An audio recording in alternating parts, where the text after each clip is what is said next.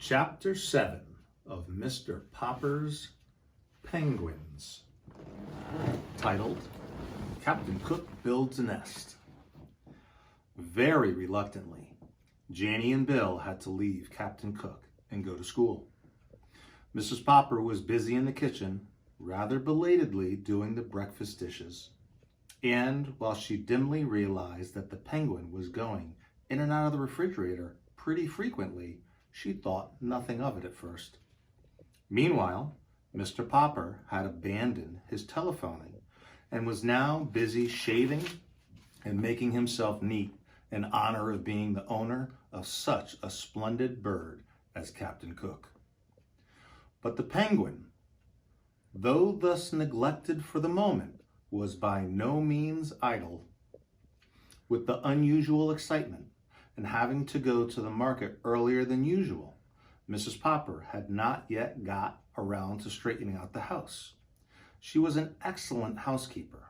Still, with two children like Janie and Bill and a husband with such untidy ways, there is no denying the fact that she had to pick up the place rather frequently.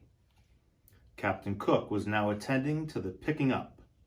Into the corners of every room he prowled and poked and pecked with a busy thoroughness. Into every closet he stared with his white circled eyes. Under and behind all the furniture he crowded his plump figure, with little subdued cries of curiosity, surprise, and pleasure. And each time he found what he seemed to be looking for, he picked it up in the black end of his red beak and carried it, waddling proudly on his wide pink feet, into the kitchen and into the icebox. At last it occurred to Mrs. Popper to wonder what on earth that busy bird was up to. When she looked, she could only scream to Mr. Popper to come quickly and see what Captain Cook had done now. Mr. Popper, himself looking rather remarkable, as Mrs. Popper noticed later, joined her in staring with astonishment into the refrigerator. Captain Cook came up too and helped them look. "Ork, ork," he said with triumph. Mrs. Popper laughed and Mr. Popper gasped as they saw the results of Captain Cook's trips through the house.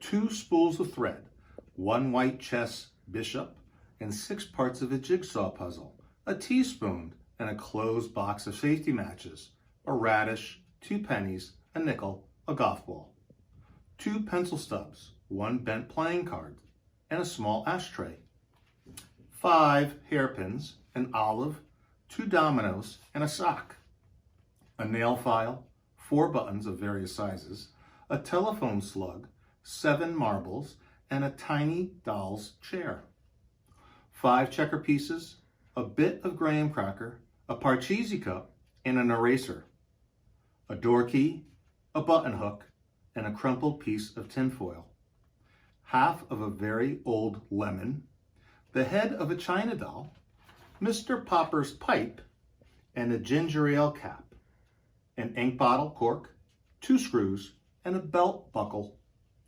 6 beads from a child's necklace, 5 building blocks, a darning egg, a bone, a small harmonica, and a partly consumed lollipop, 2 toothpaste lids, and a small red notebook.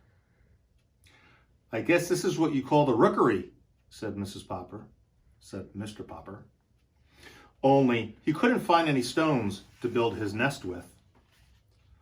"Well," said Mrs. Popper, "those penguins may have heathen ways at the South Pole, but I declare I think this one is going to be quite a help around the house." "Ork," said Captain Cook, and strutting into the living room, he knocked over the best lamp. "I think, Papa," said Mrs. Popper, "that you had better take Captain Cook outside for a little exercise. Good gracious, but you're all dressed up. Why, you almost look like a penguin yourself."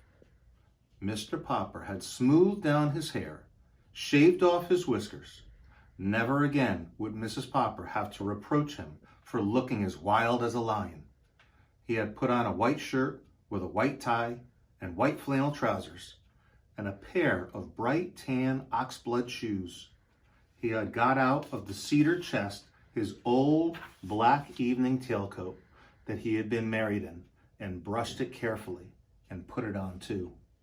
He did indeed look like a penguin. He turned and strutted like one now for Mrs. Popper, but he did not forget his duty to Captain Cook. "Can I have a few yards of clothesline, please, Mamma?" asked Mr. Popper.